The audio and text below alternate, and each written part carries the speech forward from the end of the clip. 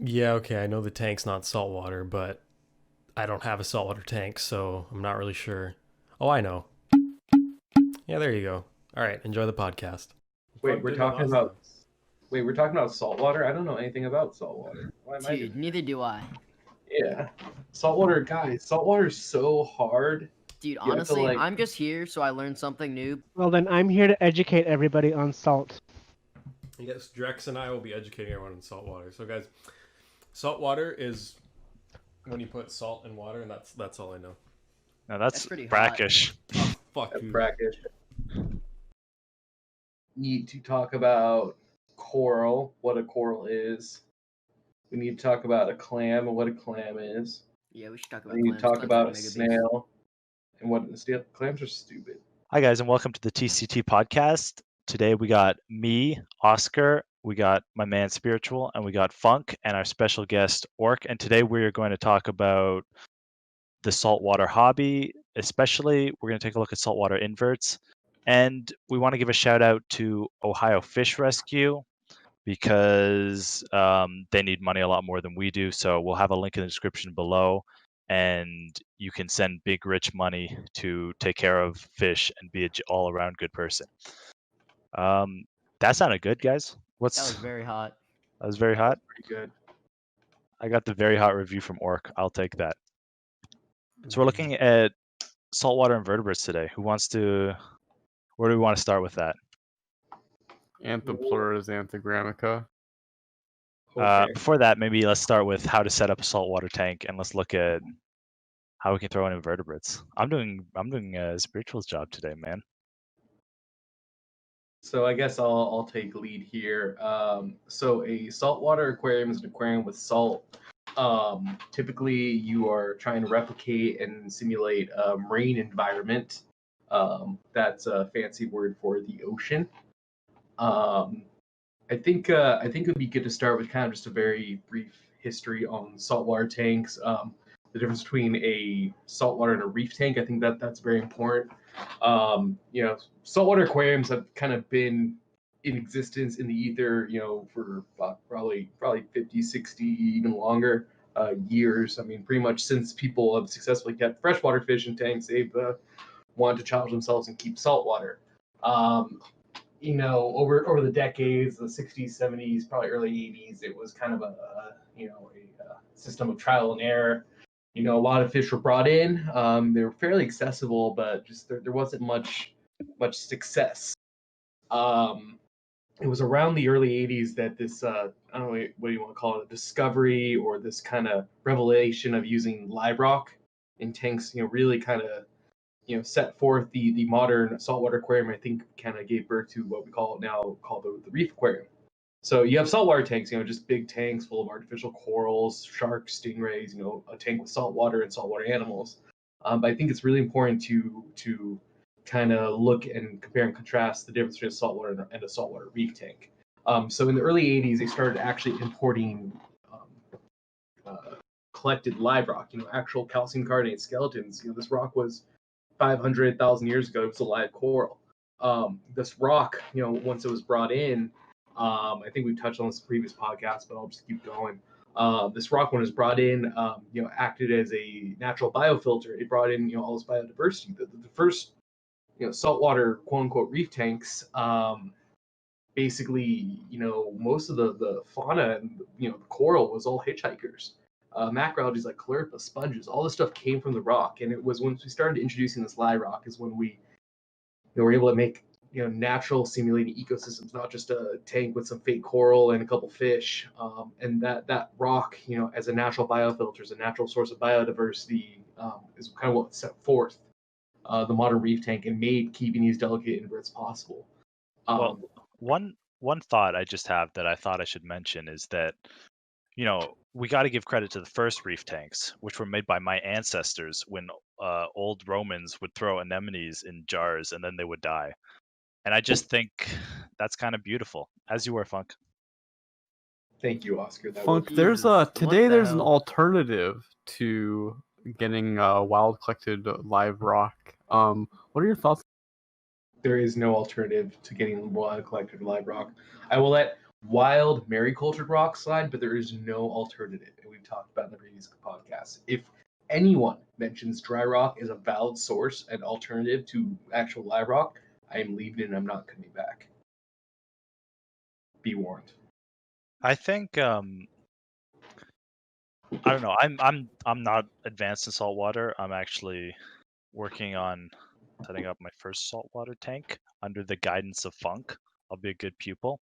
But for me also, I think live rock is it's kind of magical just because of all the invertebrates and creatures it brings with it.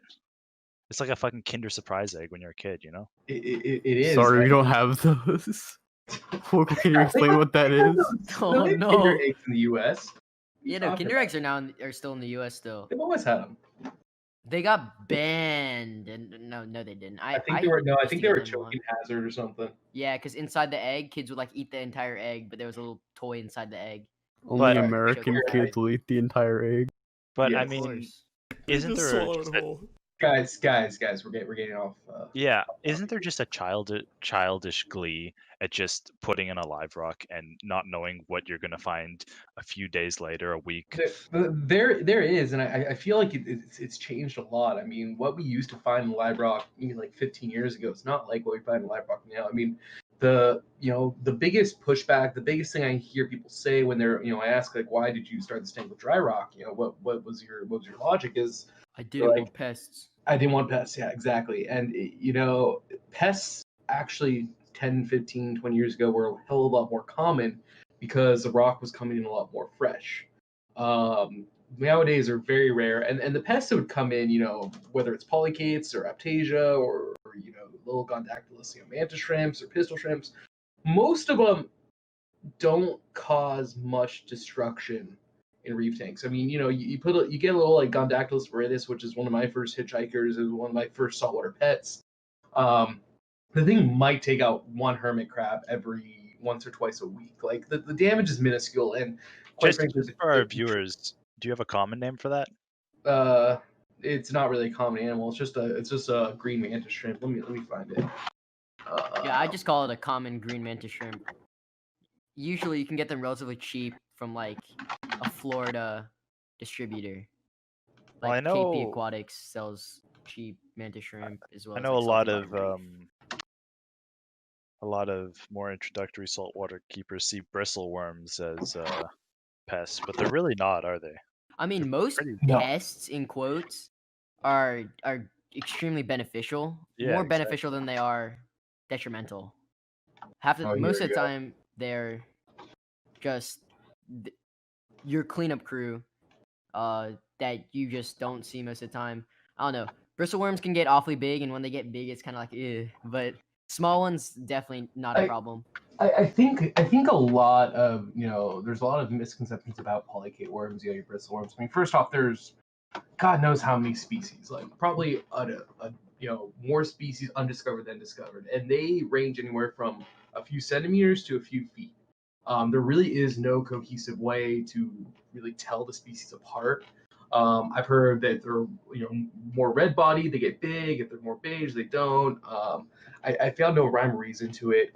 Now, a lot like freshwater pond snails, if you overfeed your tank, if you don't maintain a healthy ecosystem, polychaetes are the type of animal that can get out of control. Like I'm talking, if you just overfeed your tank, you have no natural predation for it. You can have hundreds, if not thousands, of bristleworms, and it's creepy. Like it's something nobody wants, and I think that's why polychaetes have a bad reputation. But in and of themselves, they're actually great to try to force. They're great. They get into all the nooks and crannies of the rock. What acts as a natural predator for them? Oh man, most Halichoris wrasses, most wrasses in general, Gotcha. dragonets, The Arrow crabs, Yeah. coral banded shrimp sometimes. arrow eat crabs, them as coral well. banded shrimps. Dragonets are actually a surprisingly efficient one, and not a lot of people realize that. Pretty much any carnivorous fish, or omnivorous fish. I mean, large tangs, rabbitfish, triggers, puffers. I mean, fish that you may not necessarily associate with reef tanks. I mean, it's a worm. It's food. So dragonets have extremely small mouths. Will they like pick at larger polychaetes or just a small baby? I've seen them. I mean, their mouth kind of functions like a vacuum cleaner. I've just seen them slurp them up, like no questions asked. I mean, dragonets don't really have stomachs in the way we think of stomachs. They need to feed all the time, and they're pretty for how cute they are. They actually they're pretty aggressive predators. But I mean, most reef keepers, keep some sort of wrasse. Halicorus wrasses are very popular bug hunters as well. That the natural predation's there. I mean, even like chromis, damsels, clownfish, all these fish are pretty voracious, carnivores. They'll eat anything in the tank, and polychaetes are a pretty constant source of it. I mean, I feed like a lunatic in my tank, and I should have polychaetes, but I don't because I have so many natural predators for it. I mean, with that said, there are bad apples. I personally found polychaetes that are 2-3 feet long. It's thick as I don't know, like looking on my desk, something thick, like as thick as like a bottle cap, like some pretty scary looking animals. And they make you very itchy. Please don't touch polychaetes. It's not a fun time. It doesn't hurt, but it just makes you very itchy. But everyone kind of has their own sensitivity to it. But I've never had one. I've just gotten like a little burn, I guess. I wouldn't call it itchy, but like I've handled the common bristleworms in my tank and have gotten no reaction at all. When the bristles stick, for me, I mean, like I said, everyone has different sensitivities. Some people are very sensitive to sea anemones, like carpet anemones. Yeah. But anyway, yeah. But going back to this idea that pests are a destructive thing. Pests are what make it fun, man. Like in the 90s, especially, which right when I was kind of having this fascination with reef tanks, I started to meet people that had reef tanks, in my life. It was a much different hobby back then, but all these guys that showed me tanks when I was a little kid, they said their favorite thing was in the late 80s and early 90s was getting this nice crusty rock, which again doesn't really come in like it used to. It's still there, but they told me that the entire joy of the tank was simulating an ecosystem, and they had no idea what was going to show up. Caulerpa, different types of other, kind of common algae. Some of them are banned in California, some of them aren't. Sponges, tunicates, the stuff was very ripe and it would come in, and they have no idea what's showing up. Half the rock in my tank came from a tank breakdown from a fish store that I know. They just happened to have this big breakdown, and half the corals in my tank I didn't even put in there. They just showed up. The Xenia, the Spicularia, the mushrooms or Rhodactis, I didn't put them in my tank. They're there, but no, they just popped off the rock. So anyway, kind of going back is trying to realize that you're not making a fish tank, you're making a fully functioning ecosystem, and maintaining that homeostasis of the ecosystem is really what allowed us to keep inverts. I always used to say when I worked in the business, kind of explain to layman's terms, going into the putting people to sleep, as I said, it naturalizes the tank. You go from having just a sterile box with a filter, with bacteria and fish, to having this kind of this graininess to the ecosystem, having this coralline, this fauna, and that's the secret sauce to any healthy reef tank is your source of rock. And it's that kind of allows for populations of plankton, that allows for filter feeding corals, that allows for filter feeding animals. Without it, it doesn't exist. And it makes the aquarium very interesting. Is like most, like if you're kind of just one of those people who like to stand back, just look at it from afar, it's not as exciting. But when you go looking close and really inspect your rock and stuff, you can see a lot more creatures that you never even thought were there, which is like really interesting and really cool 100%. To see.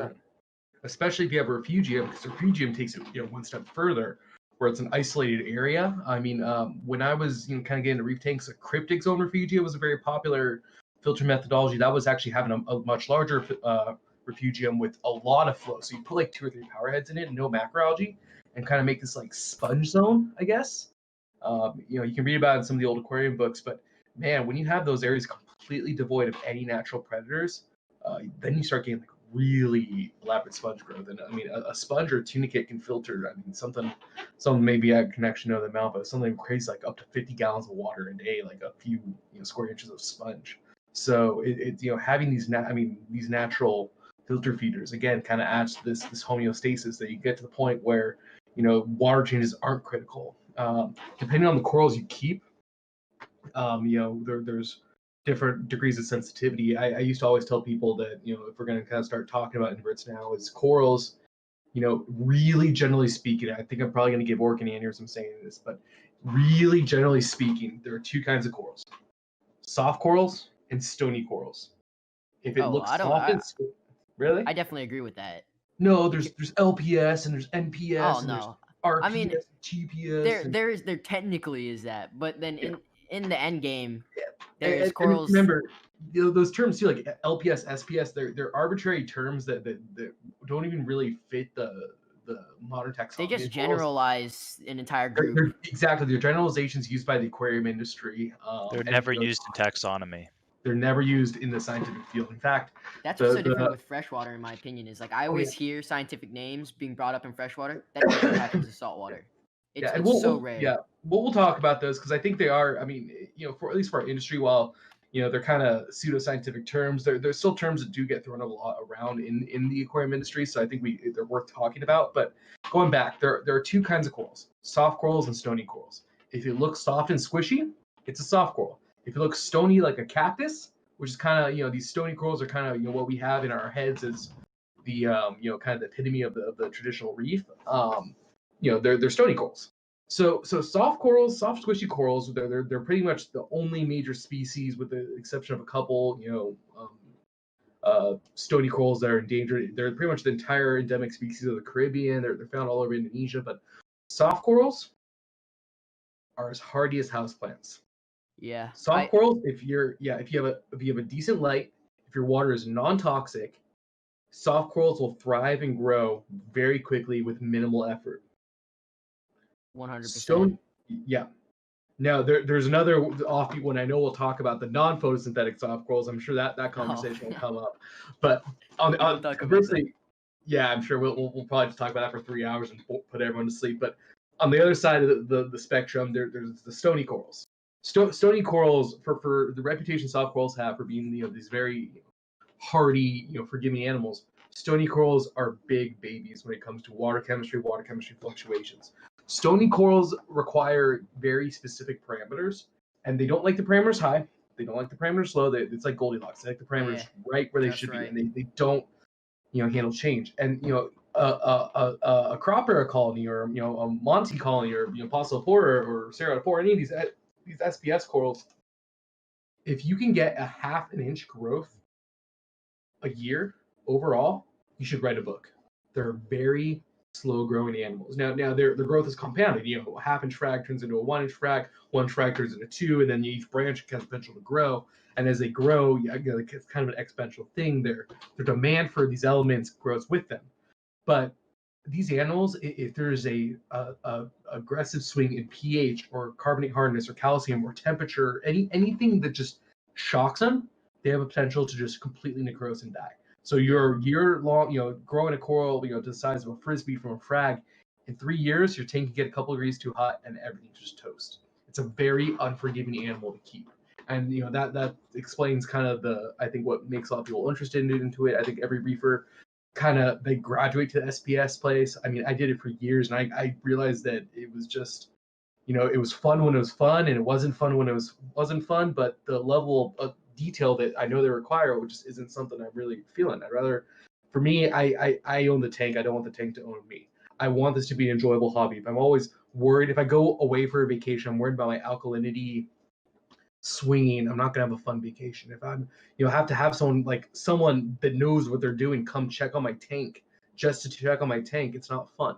If I have to sit there and check parameters and dose things and hook up calcium reactors, it's just not fun for me anymore.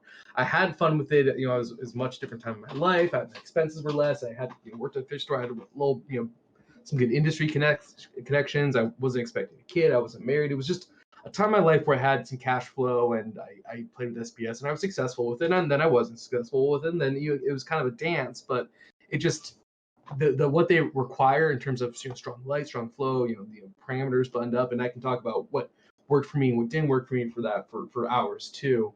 I always go back to the soft corals because I don't have to do anything. I can have this 100-gallon tank, and to all the the people that come in that aren't really they don't know much about tanks. A tank full of pink, wiggly, green, wiggly soft corals is just as impactful, if not more impactful, than a tank with a bunch of rainbow, cactus-looking Acropora. So that's kind of, I feel like, you start infancy is kind of just getting, a tank cycled, growing some xenia. Then adulthood is kind of like, acros and SPS and kind of building. I used to call them hot rod tanks, where people would run halogen lights and calcium reactors and mess with probiotic systems to try to get like the perfect water chemistry. And then kind of retirement was going back to that soft coral mentality because I just I was had fun talking to with them it. about that before the podcast. I was mentioning how like once you try it, you have that excitement, and a lot of people, some people do like just keep on going and having that kind of edge to their hobby. But for me, and I was talking about for you as well, like going back to softies, it's just way simpler. You can just kind of sit back and relax, have a good time, keep cool Yeah. fish. And then but you're going like the next level. There's another group of coral that again we'll talk about later, but they're even harder than stony corals. That's a non-photosynthetic coral. That's like the final boss of the marine aquarium hobby. Non-photosynthetic corals are typically soft corals. There are some stony ones in there, like the Dendrophylla, Belanthophila, and the sun corals, but those corals take no energy from light. So we throw bright lights on these aquariums to their share their tissue with a symbiotic algae called zooxanthellae, and they use the light to grow. But non-photos don't get any energy from the light, and they live in these on these reef walls and these bommies where the upwelling of coral is so great that they require a constant rich supply of plankton 24 hours a day, and that leads to it's a very hard thing to replicate in captivity. It's something Orc, and I want to talk about it. It's something Orc has been experimenting with, something that I experimented with, and I got it. I kept it going, but it was so much work that I kind of got over it after about 6 months. I didn't lose anything. They don't grow. Non-photosynthetic corals are very difficult to grow in captivity, with the exception of Dendrophilia, Belanthophila, and those guys, the sun corals. But Like to fucking sprout out all over the God, place. it just stunk, man. Like that's why I did it. At the time, I was living in like a 1-bedroom apartment. I just moved back to Washington, and my wife was just like, "Mark, your aquarium smells like a manatee's butthole. Like your entire apartment just smells like the bottom of a pier." And this is, and I was like, "Yeah." It was always gross, and I kind of just got over it. And I think in a different place in life, I might experiment with it again. But yeah, non-photos are kind of like the toughest, just because it's so hard to give those corals what they need. Man, I'm like preparing myself mentally for Yeah. soft. Not Get yes. get a carbon filter for your room, man. It just smells gross. I Chicks- just got a terrible nosebleed. Just Oh, dipped boy. out. I just got back. One thing I just wanted to say earlier before. Oh shit! I'm wearing a white shirt. Fuck. Go take care of yourself, man. It's okay. No, I just did. I was just gone for a sec, but I'll change my shirt after. It's that there's a lot of organisms people commonly mistake for coral that are not coral, like sponges and tunicates and stuff like that. And What's even more interesting is how people can't distinguish sponges from tunicates. yeah, well, I think tunicates are one of the most interesting creatures there is. Oh, no Well, doubt. yeah, I was gonna say, fun I want to fact. get a tunicate colony so bad. I Well, have they're one growing on the chordates. Stony Oyster. Yeah, but I want to they're get one more growing. They're tunicates, and if someone wants to just pull up some tunicate pictures, I'm sure they'll get put in. But tunicates are more closely related to humans than they are to coral. I always think that's just like mind-boggling to me. They're in the Yeah, they're chordates, aren't they? Yeah, they're Yeah, in chordates yeah. because when they're in early stages of development, they have a notochord that they eventually lose, and a notochord is kind of it's a flexible rod that's kind of like cartilage. It's kind of like a very primitive vertebra that a true vertebra will get you into the vertebrate category, but you can be a chordate by having this notochord, and that's where the name comes from, right? Notochord, Yes. chordate, and all that. But yeah, they have a very interesting spot in the development of living things. It's very interesting animals. Yeah. Tunicates are actually they not like they used to be, but they are somewhat common hitchhikers. I think it's the Polycarpa. Polycarpa is the genus. Sometimes they're known as the monkey fist. It's that picture I posted at the top. Are somewhat available in the aquarium trade. Again, they're very poor shippers. Tunicates and proliferate like sponges. Don't do well exposed to water for any period of time. And when these animals are imported in, odds are they're going to be exposed to air, and as a result, they have a very high mortality rate in the hobby. There's some tricks. Like I truly believe that if you take if a sponge or tunic gets exposed to air, even for a few seconds, it's a death sentence. But if you take it and you just shake the shit out of it underwater, I think it does help. These animals, much like non-photosynthetic corals, are very aggressive filter feeders, and they just, as such, they just they're hard to keep. I also find a lot of animals do eat them and feed on them, so they do well much better in like a isolated kind of refugium type environment. And one of my favorite ways to kind of go back to setting up a reef tank, I call it the tandem filtration. It's a way a lot of my buddies, especially people in apartments, had tanks. I wish I could just draw one of these on MS Paint or something, but I'm not that talented. But it's a sumpless, filter methodology. But you take two tanks. You have let's say 260 gallons or 275 gallons. You put your display tank, your display reef on a 30-inch stand, and then you put the other 75 on a 36-inch stand. So you have two tanks next to each other, one 6 inches above the other one. You have an overflow box installed in the lower tank, and you put a pump in there, and you basically have it feed into the higher tank, and the higher tank gravity feeds back in. So you have two tanks with overflows, basically. You can put on a hang-on-back protein skimmer, but you basically do one tank is a display refugium, usually the higher one up and one lower. And when you have half your tank volume dedicated just to this naturalized refugium zone where macroalgae can feed, you can put a deep mud bed for anaerobic activity. It leads to, first off, you get two really sweet tanks. You have a reef tank, and then you have this beautiful display refugium, but you also have a very healthy natural source of nutrient export, which leads to a very healthy mature tank. But again, I'm kind of just talking on points. Unfortunately, I didn't really have any notes for this podcast. There, I got something. One of our viewers asked, "Do saltwater tanks need coral?" And the answer, definitely not. No. A lot of saltwater tanks just macroalgae. Mm-hmm. And some of the users here do dedicate macroalgae tanks. And I personally think that they are beautiful. 100. They're like more like if you're going for a more natural type look, macroalgae is definitely the way to go. With some and at that point, like you're going to have a light for macroalgae, just like a freshwater light, and you could keep softies under that light as well. So if you 100%. want to keep like some little patch of xenia or some leather of some sort, you could just want to do that, and that will be like your coral of the tank. But you don't need coral at all. And I think it's important to say too, just like freshwater tanks, there are different types of tanks. It depends on what you want to get out of it. Just like how in freshwater you have planet tanks, hardscape tanks, cichlid tanks, goldfish tanks, monster tanks, koi ponds are technically freshwater tanks. Not every freshwater aquarium out there is some fancy hoity-toity planet tank that drives spiritual nuts because of how soulless and unnatural it is. The same thing is completely relevant in saltwater too. Is you can have fish-only tanks, you can have ponds, you can have cold water tanks, saltwater ponds. I mean, hell, and macroalgae tanks, coral tanks, and just like freshwater, some people are very into aquatic plants. They like to find rare variants like the boosts and all that. And same thing, a lot of saltwater hobbies kind of gravitate towards this coral fragging designer coral thing. And if that's what they're into, that's what they're into.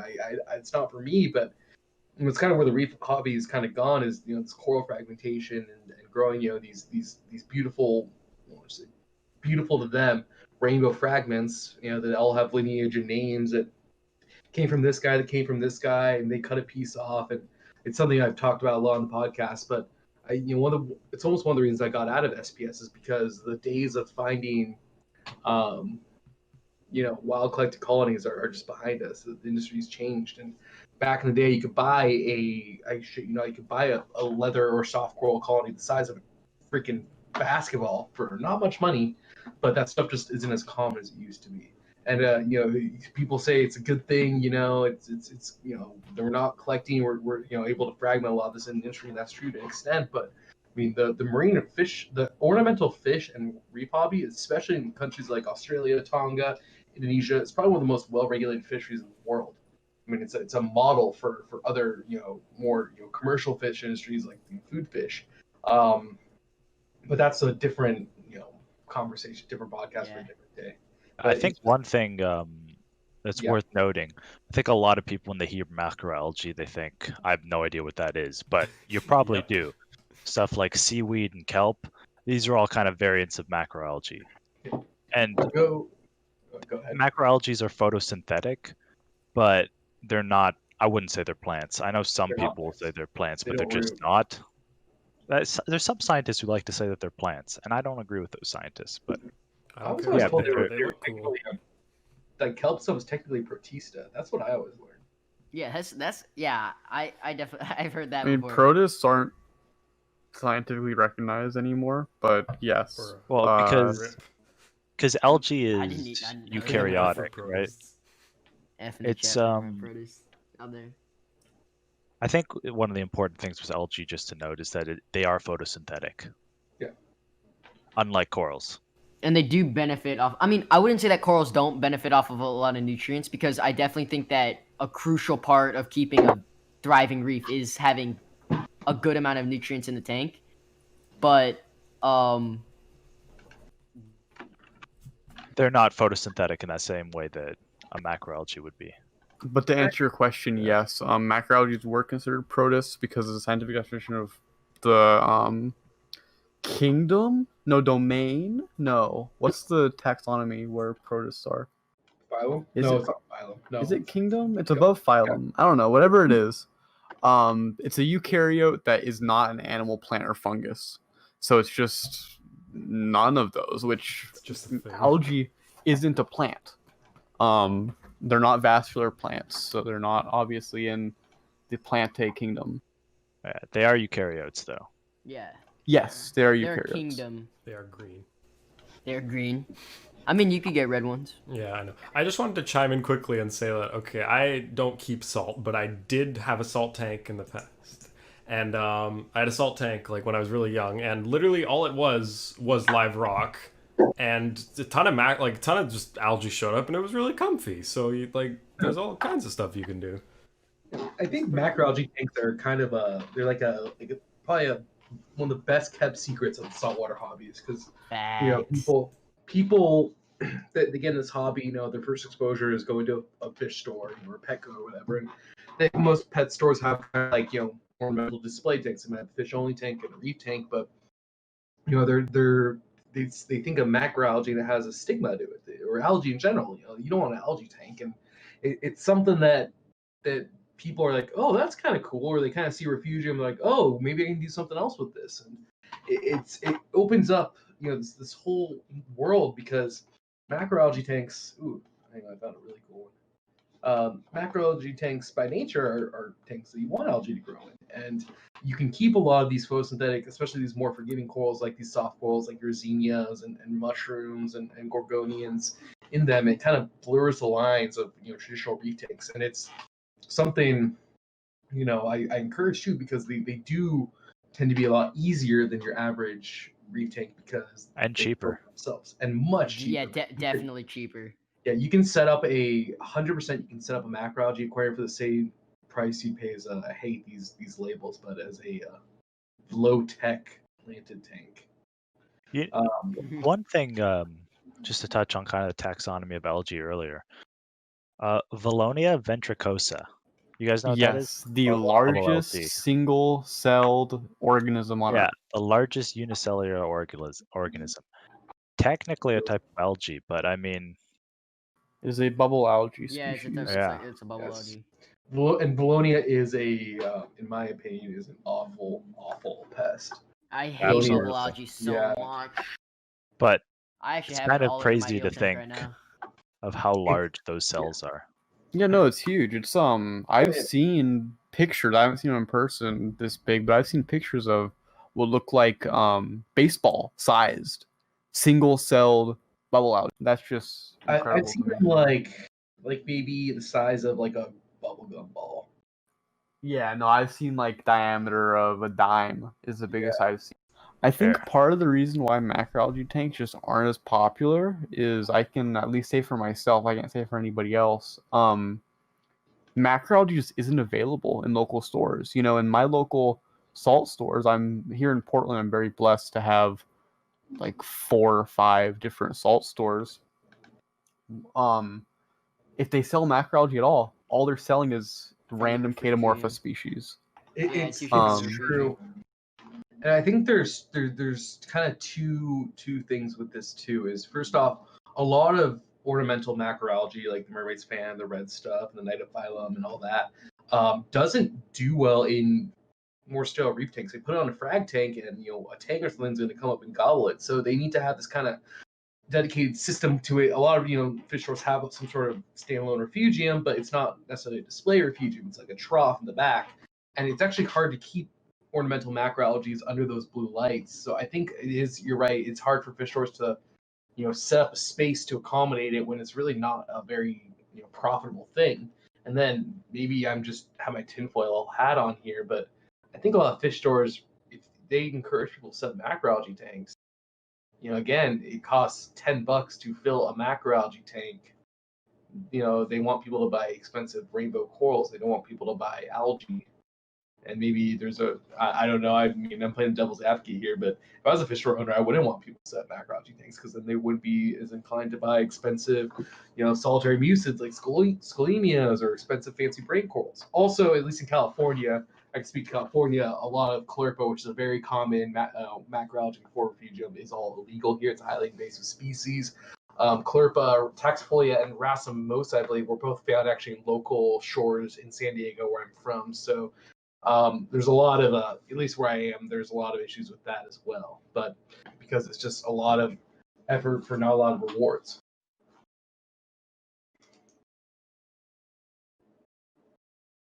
Yeah, I mean, I think peak aquarium is just soft corals and macroalgae.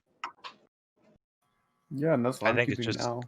Yeah, I think it's just the perfect way to start getting. I have 3 salt tanks set up. I have my 40-gallon reef tank, a little like macroalgae tank, and then my cold water tank. My cold water tank's probably not as relevant to this conversation. I need to But, get that. Cold water is always relevant, Andy. Cold water is actually the coolest thing you have. That's facts. But in my reef tank, I started with just soft corals like most people. Then I went into SPS. I did SPS for 2-3 months. I hated the deliberate testing and dosing you have to do, so I got rid of all my SPS. Now I'm just keeping soft corals and macroalgae. In my opinion, soft corals are just as pretty as hard corals, and they're significantly easier, generally speaking. So I don't see any reason to keep any more SPS in my. And I think this is kind of a good point to kind of talk about. So we talked about soft corals, we talked about stony corals. So the nomenclature they use in the marine aquarium hobby is they use the terms SPS and LPS. So when they categorize soft corals and stony corals, they basically use 2 terms, SPS and LPS. You hear these terms get thrown around a lot in the marine aquarium hobby. That's kind of categorizing the 2 types of stony corals. SPS corals are kind of what most people think of in when they think of a reef tank. SPS are your croppers, your montiferas, your stony corals. They look like cactuses. They're very attractive looking animals. And LPS corals kind of are what people kind of consider the brain coral. Like people are like, oh, that's a brain coral, that's a stony coral, that's a soft coral. LPS, it stands for large pulp sclerathan or large pulp stony. They're typically found a little deeper. So yes, because they are calcifying coral, they have the stony skeleton base. They need their parameters, at a certain point, but they're much lower light. LPS corals tend to be a little more rely a little bit more on feeding. You put plankton there, a lot of these corals, a lot of these sweeper tentacles and kind of turn inside out. They enact a really interesting feeding response, which I think people find attractive. SPS corals, again, same sensitivity. They need their parameters, all their ducks in a row, but they're found much more shallow, turbulent environments in their titles. Some SPS corals are out of the water half the day. So that's when you need to put in power heads to help kind of create chaotic surging flow, very intense lighting. Back then it was halogens and T12 VHOs. Now pretty much the entire industry has gone to LEDs, for better or worse. But I just want to kind of talk about that. So, most corals are kind of categorized as a soft coral, an LPS coral like a brain coral, or an SPS coral, which is like an acro or like a stony coral. All have radically different environments, and a lot of people try to keep what they call mixed reefs. They want SPS corals with soft corals with LPS corals, and I find that those hobbyists, first off, they always run into kind of these issues where they're simulating an SPS environment, a stony coral environment, and they have a hard time keeping LPS. but they want everything. Or they have soft corals, and soft corals are growing so fast that they're hurting Choking other out other corals. Yeah, corals. they're choking out the other corals. So I always tell people, and I always told people this, especially people, where it wasn't their first reef tank, when I saw them kind of upgrade or set something different, was build an SPS coral, build a tank dialed in for stony corals, or build tank dialed in for LPS, because you're going to run into issues. And the tank, there are reefers out there that are successful with it, but something about their tanks they just don't look right to me. One of you guys talk, I'll find some pictures, but something about it they just don't look like the ocean. Like, I don't know. It's just it comes back to one of those things where it's just like, is the tank more natural looking, I guess?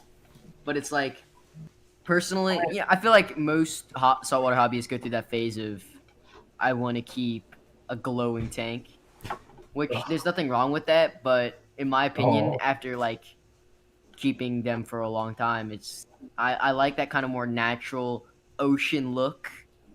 So when I start moving to like macroalgae and stuff like that, or like I'll keep like some oddball fish, and you can watch them hunt after those microfauna. It's very exciting.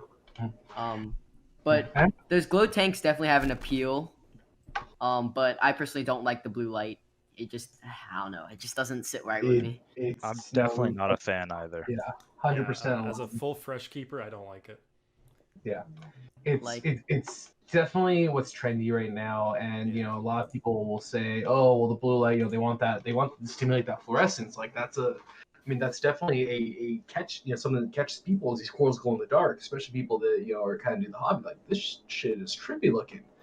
But I definitely, as a diver, someone who really tries to make natural ecosystems, I definitely am not a big fan of it.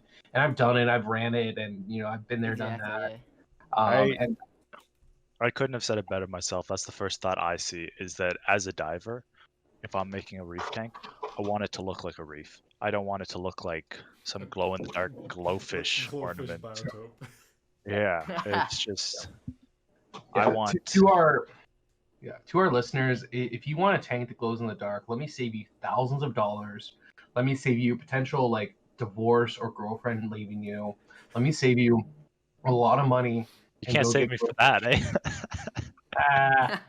Yeah, let me save you a lot of grief. Just go eat sad glowfish. It's the same thing. So, and your fish glow too, so it's objectively better.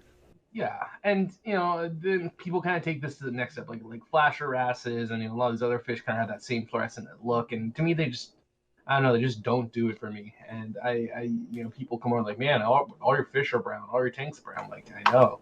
I like it. I like It's it. natural. That's like that brings me to one of my least favorite fish, and it's that candy basslet, the deepwater curacao candy basslet. That thing just doesn't look right to me. It's bright yellow with like magenta stripes. It's not a fish that explicitly angers me, but... So this fish, let me post a candy basslet.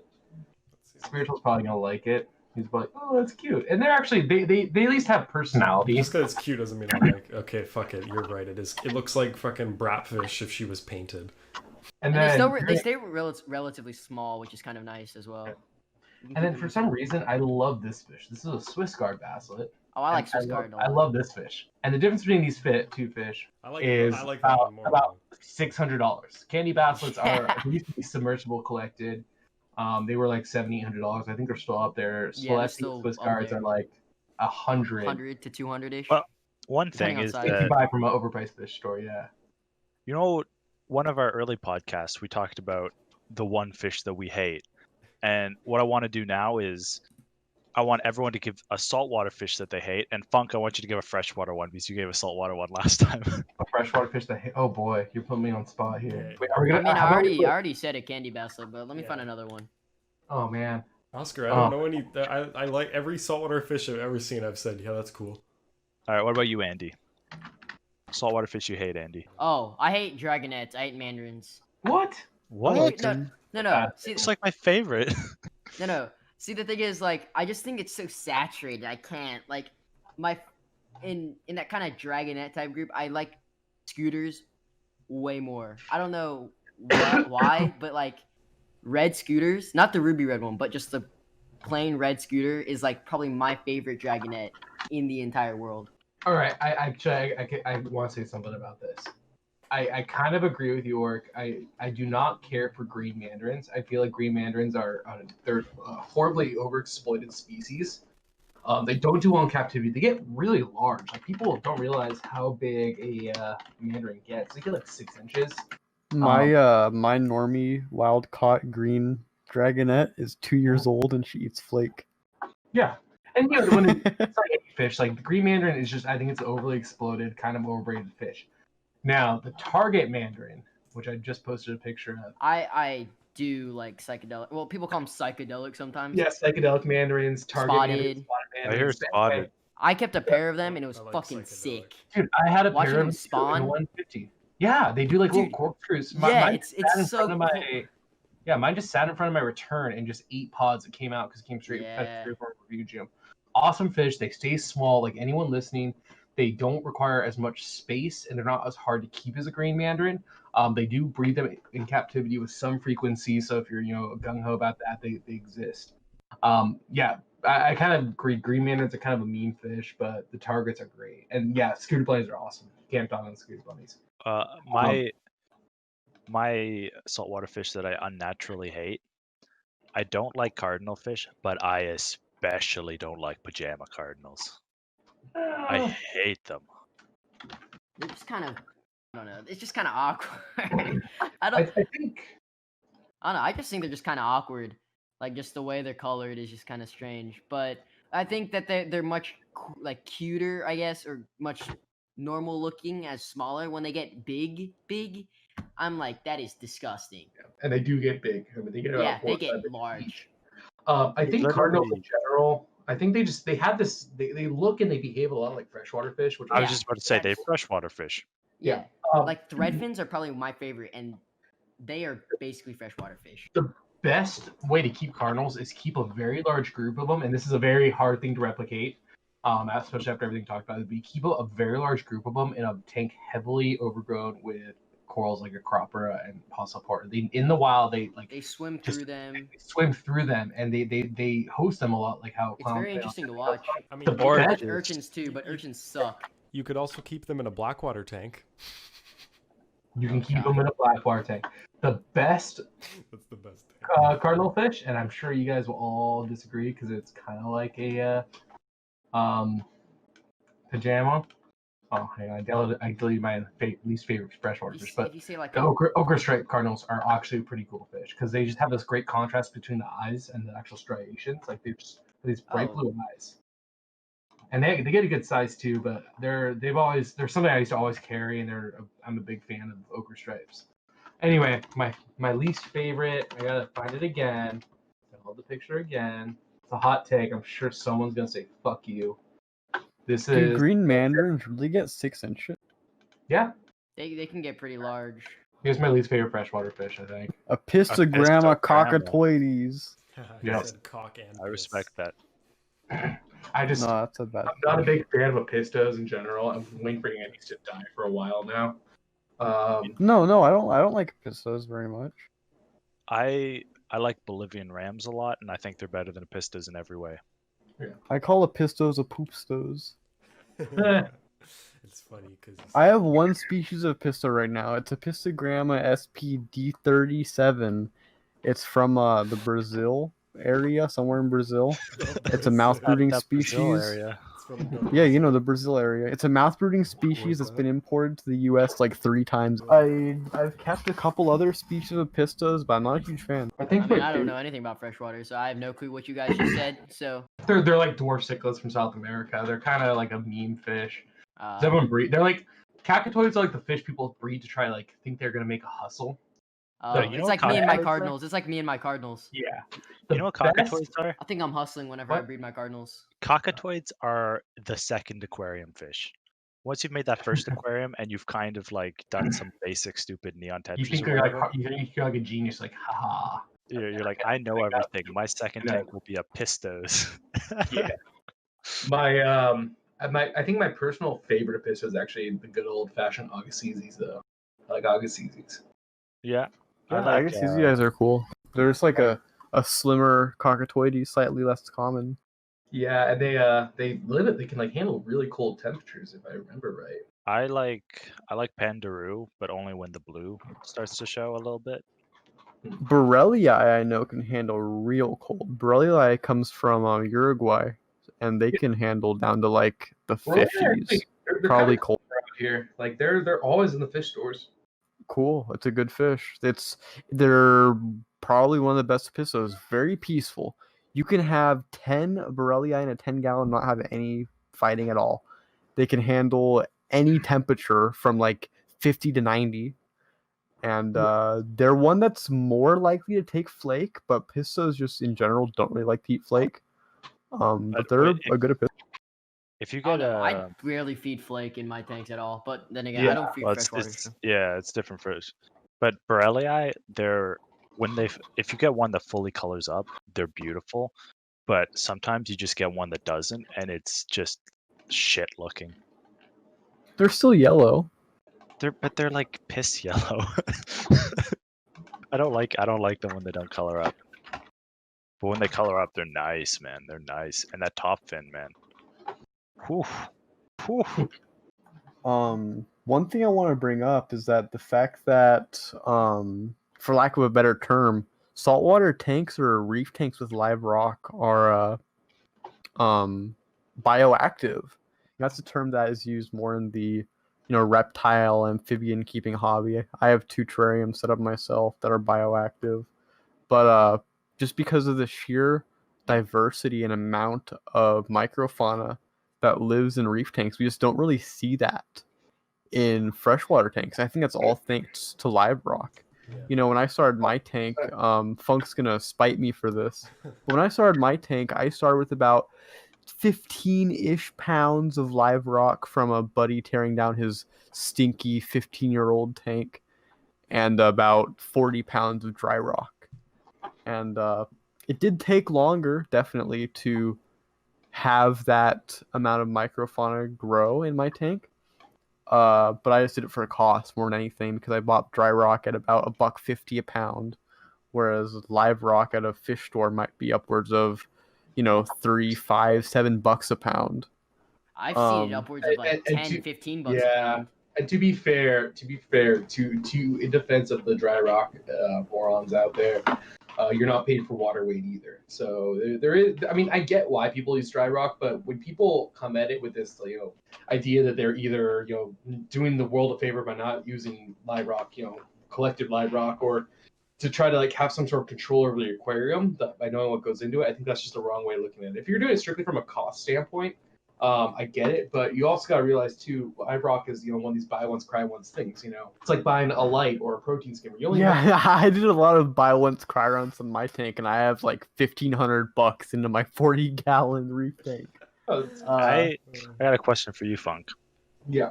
So when you're putting live rock into your reef tank, how many pounds would you say for certain I do a pound a gallon. tanks? The general, like Orc said, the general rule of thumb is about a pound per gallon. Lately, I've been stepping back, but I'm also very selective of my rock because I believe the importance of it. I'm actually doing about a pound for every 2 gallons, but I usually like my tanks a little more open up. I don't do this very elaborate, aquascape like some tanks do. I mean, it's very rare you even see 2 tanks or 2 rocks on top of each other in my aquariums. I put the rock at the bottom, and I grow gorgonians and things that kind of occupy that negative space. But again, there have been some improvements of certain things like marine pure, that very porous rock supplements to kind of create that biodiversity. I love marine pure in conjunction with live rock, not by itself like some people do not do that. And I think it takes I use little balls myself. Yeah, the balls are like superb. Yeah, and the beauty of these marine pure balls too, because they've been in contact with very established bioactive rock, is these marine pure balls are covered in sponge, they're covered in light, they're very covered in coralline. They're like little purple sponge covered balls. And wherever I move, whatever I do with my tank, I can bring them with me and kind of re-inoculate and start the tank over again. It's like I can take a piece of my aquarium with me everywhere I go. Well, I'll say something. Because I didn't finish what I wanted to say about bioactive per se tanks. Yeah, Andy, My you say reef this. tank. What were you gonna say? No, you say that because I was trying to Yeah. build on that. There was a time where I was dealing with aptasia in my tank. And so I was starving other stuff that was going to eat the aptasia. I didn't feed my tank or do a water change out of laziness for about 3 months. You know? And I have 5 fish in my 40-gallon reef tank. I did not feed that tank for 3 months. And everything was fine. They just lived off of the microfauna in the tank. And it's not like I have, small grazers either. I have a pair of cinnamon clowns, which are about 3, maybe pushing 3.5-inch clownfish, as well as I have a Small. engineered goby. Why is Which- your clownfish so small? They're just supposed to be thick clownfish. Well, they're only a couple of years old. I one time had like a pair that was like 5 years old, and they're like 5-6 inches. And then I have an engineered goby, and that's a big fish too. Mine is probably 8 inches, and it'll get about double that. Which that's a fish I'll always defend because it's the only true marine member of the family or not the family, but the order Cycloformes. So it is, in a very general term of the word, a marine cichlid, which I'm a cichlid keeper, so I thought that was quite interesting. My engineer goby is bigger than my eel right now. Yeah, so I have these big predatory fish that are fine living off of pods for months. And that's just not something you see in freshwater. So when I move to Washington, I fully intend to keep my tank set up and just not touch it until, I'll touch it twice a year when I'm back. And I think it'll be fine because it's heavily not planted, but heavily full of macroalgae. So nitrogen isn't an issue. And feeding is fine based off of my pod. Oh, that's pretty Yeah. cool. I mean, There think is a that- way that there's a situation where this wouldn't be viable in the slightest when you're talking about stuff using up calcium and alkalinity in your tank. If I had my tank full of stony corals, that would be an issue because they would use up the calcium, and with nobody dosing calcium to replenish that, they would just run out and they would not thrive. But the only stony corals I have in my tank are a single trumpet coral colony. I don't remember the scientific name of trumpet corals, unfortunately. And a random encrusting monopora that came in on a piece of live rock and just has somehow been growing great for me in my tank. Even though I don't do water changes frequently at all and I don't dose. But with my soft corals, with my gorgonians, which I believe I have 4 species of gorgonians in my tank right now. They'll all do great, I expect, with no feeding and with just light for months. And the more cool. mature a tank gets, the less water changes you will be required to do. Yeah, my tank's about 2 years old and it does great. My tank's not super old. 2 years, all things considered, is not very old. You can correct me if I'm wrong because I admittedly don't know a whole lot about salt. But generally speaking, don't people say that after the first 6 to 8 months or so, your tank is fairly well established? I know I've been told don't put stony corals in your tank until 6 months after you set it up. Is I there any put stony truth? corals in my tank after like a month. Okay, so People like it's just people want your tank, like obviously they want you to take it slow, which I definitely recommend. Going slow in saltwater is 100% recommended. The more advanced you get, the faster you can go through, but because you will know what will happen. But I think that after about the first or second month, but it also depends on what you start with, because I always start with live rock usually because it's my preferred way of starting a tank. yeah, I mean, if you're hard cycling, of course, it's going to take longer. Yeah, I never recommend hard cycling unless you're a pussy and want to like wait 20 years for your tank to be ready to put in one fish. No, I would argue that hard cycling is even less viable in saltwater than fresh, and in freshwater, people don't sell, generally speaking. You have to ask for it, chunks of filter media. In saltwater, you go to your fish store and you buy a chunk of live rock. There's your seeded filter media. And we've talked many times about how cycling is dumb and cycling your tank is not something you should do, and you should just get established filter media or at the very least get bottled bacteria. which good brands of ball bacteria do work to cycle your freshwater tank. I can't speak for salt in that regard. But in saltwater, you go to your fish store, you buy a chunk of live rock. There's your seeded filter media. I don't see any reason to hard cycle a saltwater tank, even less so than fresh.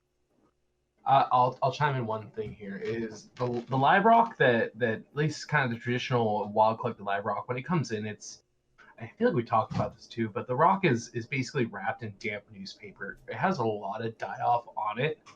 While the sponge, all that kind of stuff will die off. It will come back with the right level of care, but traditionally live rock tanks would actually go through a very hard cycle.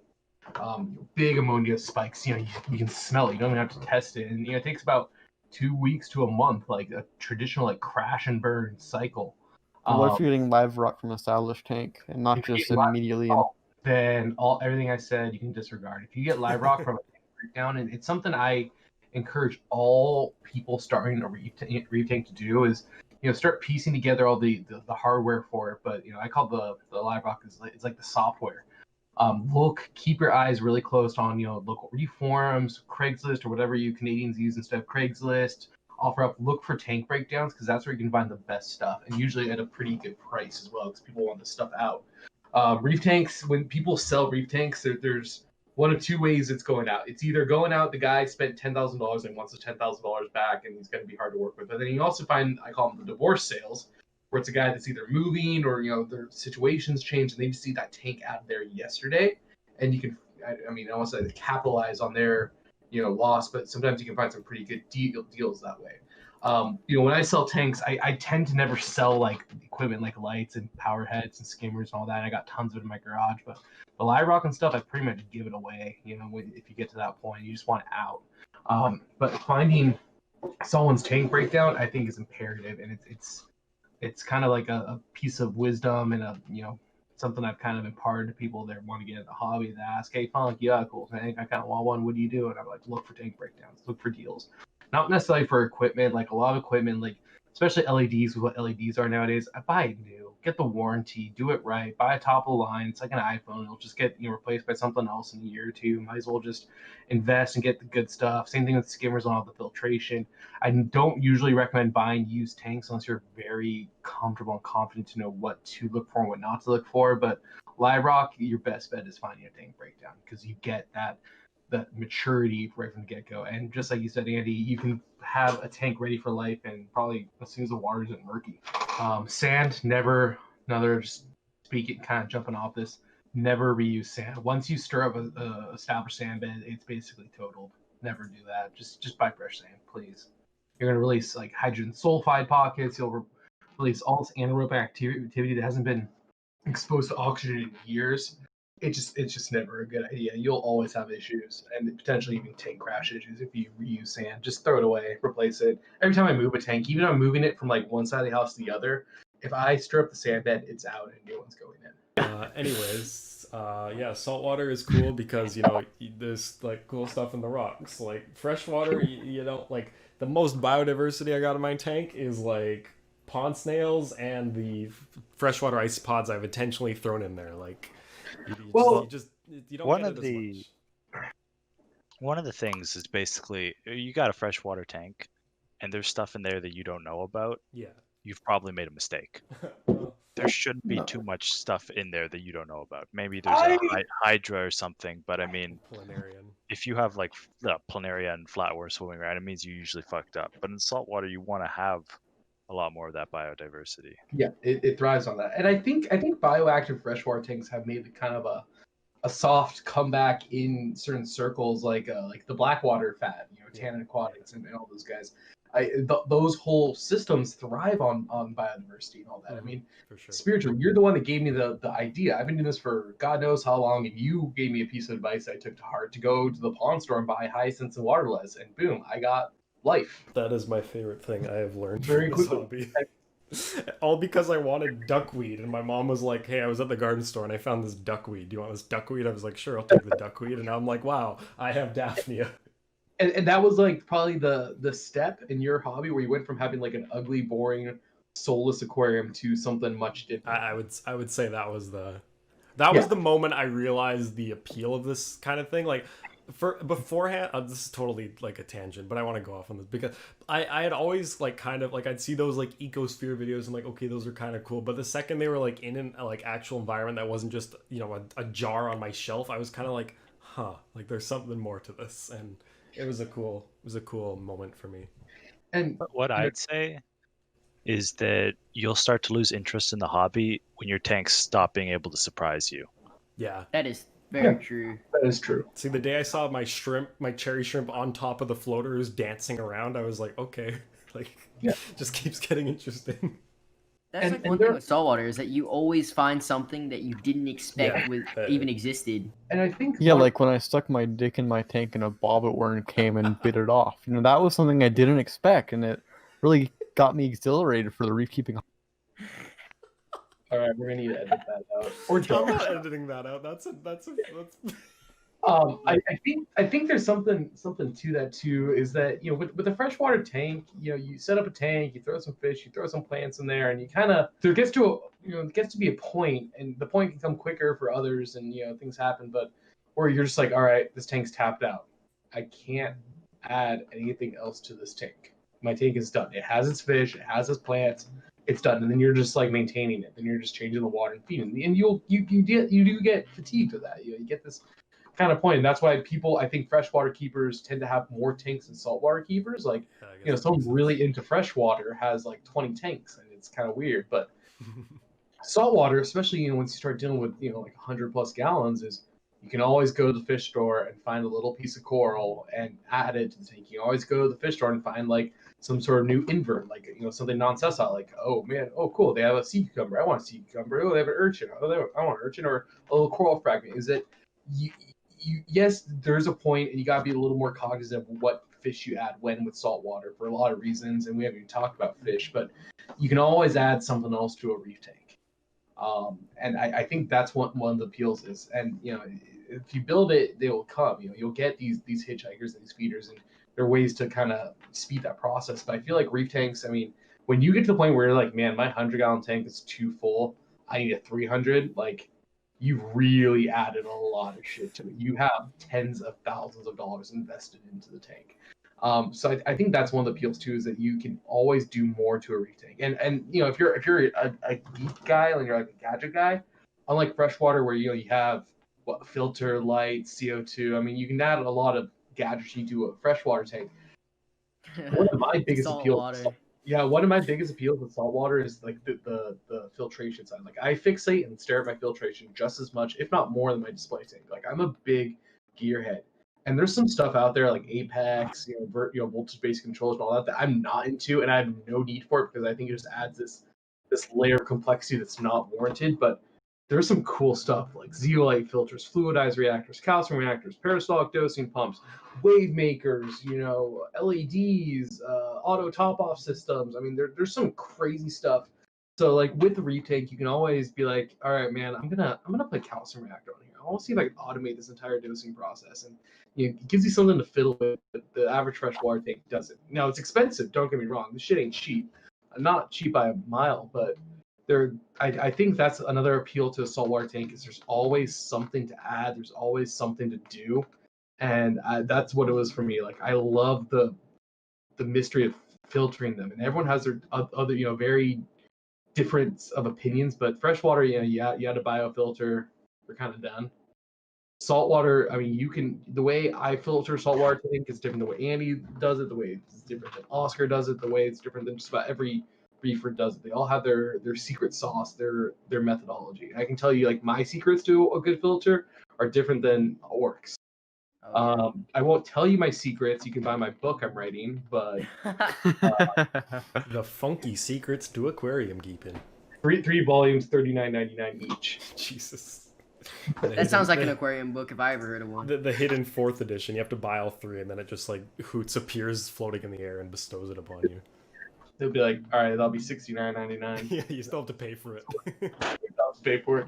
But in all seriousness, to talk about my my methodology, I'm a big advocate of protein skimming. I skim very aggressively. I I heard that actually you skim what though? I skim very dry. Okay, yeah, because I skim very dry, and I thought I heard that you skim very wet, and I was That like, is going to change, Mr. Non-photosynthetic. Your skimmers are going to have the runs nonstop. I bet you, like if I had non-photosynthetic, I'd just give up on protein skimming because it's just too much. oh, I don't have a skimmer on this tank. Oh, you don't? No, Why Oh, is that? Is that I just set up this because tank for of? $130, bro. I don't have a skimmer on this tank. Is that because of excess food, or why is it going to skim like rotting food? We have a question too. I want to get to this question, but I might even answer that question. But skimmers, just the way they work and the way they kind of handle the physics of the water is they have a tendency to break head. Is that when a skimmer is what we call dialed in, that it's pulling. They're very touchy pieces of equipment. Like just the slightest adjustment, the water level or the slightest adjustment on the effluent can radically change the skimmer's performance quickly. And a lot of reefers know that. They come home, their skimmers are overflowing. They come home and their skimmer isn't doing anything. They're very touchy pieces of equipment, but when they're rocking and they're going very well.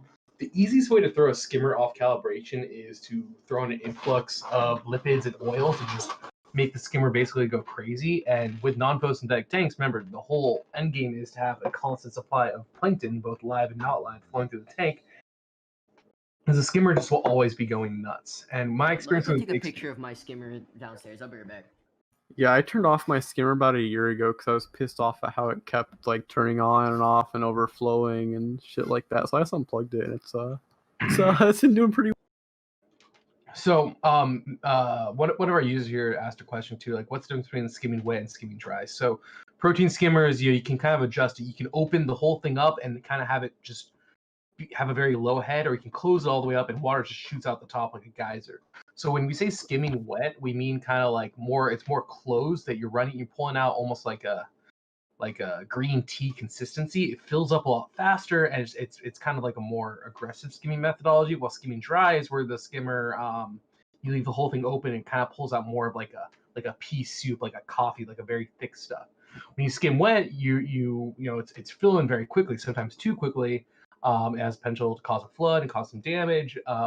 And it can actually affect your salinity too, because it's pulling out a ton of water. Skimming dry, you run the opposite problem, is that then the whole neck of the skimmer gets kind of funky and nasty. I try to skim a little more dry myself, just because I have a very large skimmer. I mean, my skimmer is made for a 300-gallon tank. It's not recommended up to 300. It's made for a 300-gallon tank. So member that was asking that question, you can type if I answered it, or if you want me to talk about it more. But it yeah, like or just posted his what's that, Aquamax? Like one of those little, oh, it's the eShops. Yeah, and when a skimmer's pulling out some stuff, it's that pea soup consistency. You just know, man, like you pulled out something gross. Skimming is nasty, nasty stuff. And it works great. I think skimmers have more, do a lot more for the aquarium than just pull out waste too. I think they're a great source of dissolved oxygen. I mean, it's literally a giant tube that you pump air and water in, and it basically helps oxygenate the water. I find that tanks without skimmers always kind of have this funk to them. Some about them, they seem a little swampier than tanks without. And one thing, and this is just a personal thing for me, it's something not a lot of reefers do, but I don't like using needle wheel injection skimmers. Like 99% of skimmers on the market basically have a pump with a very fine impeller that we call a needle wheel. It's a custom impeller made for protein skimmers. It just makes very small bubbles. The air gets sucked in through the pump and then it goes in the cylinder. I have no scientific proof except just talking to a bunch of old, but there's a lot of patterns that when people aggressively skim with needle wheel skimmers, and they kind of suck the bubbles in and just beat the bubbles up, that it actually can pull out a lot of beneficial stuff, especially trace elements. So I use what's called a Beckett injection skimmer. It basically the air is pushed into the skimmer. It's a hard thing to describe without showing pictures, but I have to pull it apart later. But basically the air is pushed into the skimmer. It's not sucked in, and it creates it's just a different type of foam. It's like it smells more like the beach than smells like death. And I've been using Beck injection skimmers. I use a Koalan Zoot, which is a very hard skimmer to find in the U.S., but I got it. But I love it, and just something about it. It's just the way it smells, the way it pulls head. It's more like natural to like the ocean. Yeah, isn't it true, Funk, that taking shots of Skimmit will help your gut health? It's taking shots of Skimmate will do a lot of things. I'm pretty sure your dick will grow out as well. What's I hair? think it'll grow an extra inch. Hang on, I'm just looking at my picture Big folder here. zoanthids. I had some weird A pictures. zoanthid spread on your cracker. It's very Yummy. tasty stuff. The good. I personally believe that Palytoxin is a false flag. I mean, I've stuck my arm with, I always have slices all over my hands because I suck with knives. I sliced up open, and I also slice my fingers open while I'm at it. So I always stick my hands in my reef. Here, it's not a good picture, but you can see my skimmer in this picture. I stick my arm in my reef tank. I touch zoanthids. I like the sting from touching them. I haven't died yet, so frankly, Palytoxin probably not as big a deal as people make it out to be. If I were boiling my live rock like idiots I've seen stories of online getting sent to the hospital, boiling live rock and sending Palytoxin fumes throughout their kitchen, if I were to do that, I'd probably die. Well, yeah, and I think, hang on, just for our users that may not know what Palytoxin is, so Palytho, it's a very common coral, kind of comes in tons of variations from brown to rainbow, and people give them like little trade names and all that. But these corals impart a toxin called Palytoxin. It's like one of the most. You guys are more sciencey than me, but it's like one of the most complicated naturally occurring molecules, just in terms of the complexity of the molecule. It's like one of the most complicated naturally occurring molecules in nature. Yeah, let me bring that up. And it is poisonous as fuck. It is one of the holy crap. That is a. It is one of the most toxic poisons known to man. You want something fun? I know a little bit about this. Do you want to see the official IUPAC name? Sure. That's just one of the chemical nomenclature groups. This is the official name. That's sexy. 2S3R5R okay. 60. No, we're reading the whole thing. It's spiritual. Yeah, Okay. yeah, we are. 2S3R 5R 60 8R 9S 10 2R 3R 4R 5S 6R 6 1S 2R 3S 4S. Fuck, donut threw me off. 5R 11S 11. 1R, 3S, 5S, 7R, 5, 8S, 9, 2R, 3R, 4R, 5R, 6R, 6, 2S, 3S, 4E, 6E, 9R, 10R. I muted him. 2S. Thank you. But First of all, he's really slow. all species of Zoantheria, which includes the family Zoanthidae, as well as other families, including Palythoa, stuff like that. They all. Yeah, I agree. Well, I think I lost part of it, but They all. They all are known to produce Palytoxin. And like I've said already, this is one of the most toxic poisons known to man. And in fact, Palytoxin in sublethal quantities promotes tumor growth in humans. So if you get Palytoxin in your body in a very, very small concentration that doesn't kill you, you're probably going to get cancer. Well, let me it's not fun stuff. Just don't do it. Well, I know a little bit about this. So basically, on a cellular level, this Palytoxin affects your sodium-potassium pump, and every cell in our body needs a sodium-potassium pump to maintain the levels of these kind of ionic compounds within the cells. There's a certain number inside and outside to maintain this electrical gradient, and that's important for everything from action potential, so that you can interact things and receive stimuli and stuff like that. And this Palytoxin binds to the external part of this pump, and it can lead to this pump not functioning anymore, which can lead to losing your ionic gradient, which will often lead to the death of the cell, and it can cause all the things Andy was referring to. And if you get Palytoxin poisoned, like if you get poisoned by Palytoxin, you will literally melt like that guy from RoboCop.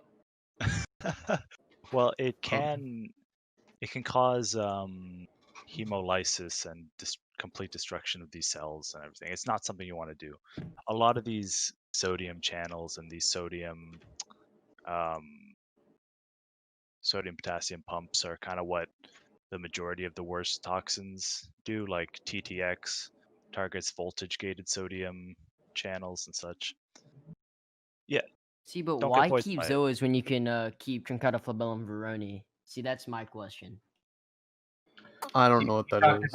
about it's a very niche-y, non-photosynthetic form. Looks Niche. like He looks says like niche. It's niche. like, whatever. It's niche. Um, We've had a about that before. a theory I've heard regarding the reason why I'm not dead and why every other person who has fragged zoanthids without gloves on and perhaps with wounds on their hand is just because the physical size of the molecule, that's the correct term, of palytoxin is very large. Physically large enough that it cannot get past blood clots. It obviously cannot go through your skin. Perhaps it could in a lot larger concentrations than what we typically have in like Zoanthus socialis, which I believe is the most common species of zoanthid in the aquarium hobby.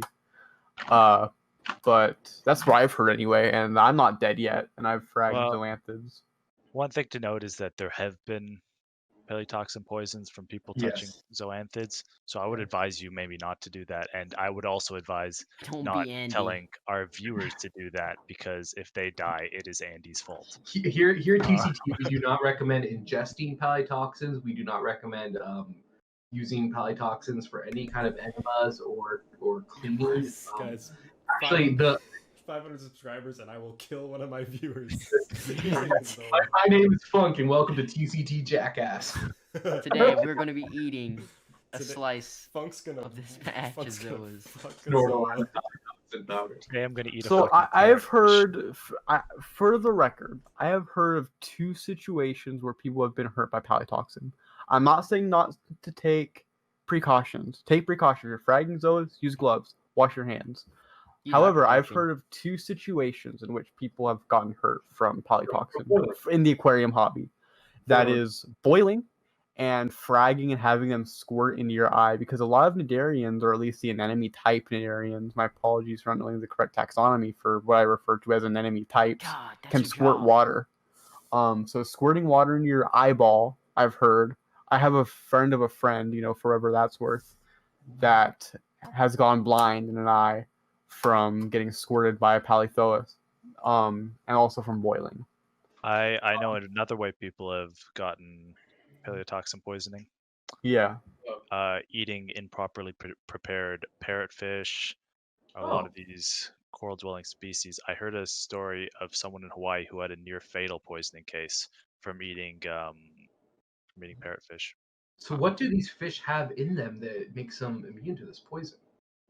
Any idea? Magic, Funk. Magic. Thank you. Well, I don't know about palytoxin specifically, but I know, I know a bit about how resistance develops for like stuff like TTX, but specific mechanisms is mostly going to be how those channels bind and Yeah, exactly. That's what I was going to say. Yeah. But you're the geneticist, so I don't well, a fuck lot with of the time you'll have compounds within the body that will block that binding site.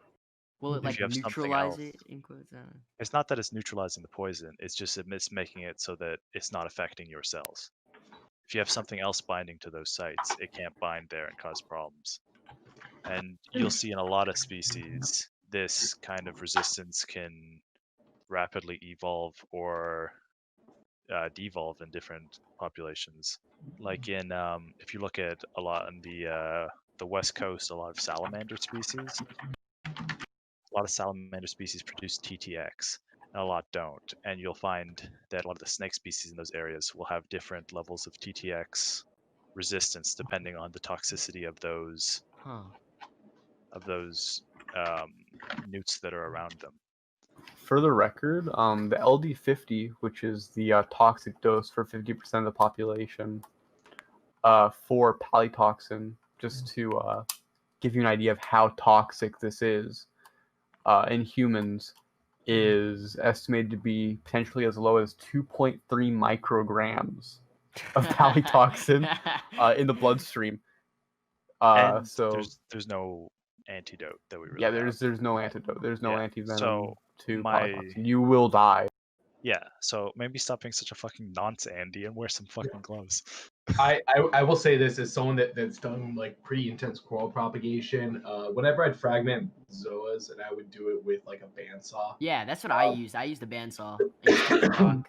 Yeah, I just used a face mask, eye protection. Be smart, be cognizant. I never wore gloves, but I always wash my hands. You know, if I would like someone asked for help, I'd be like, I'm kind of in a spot. Let me get someone else.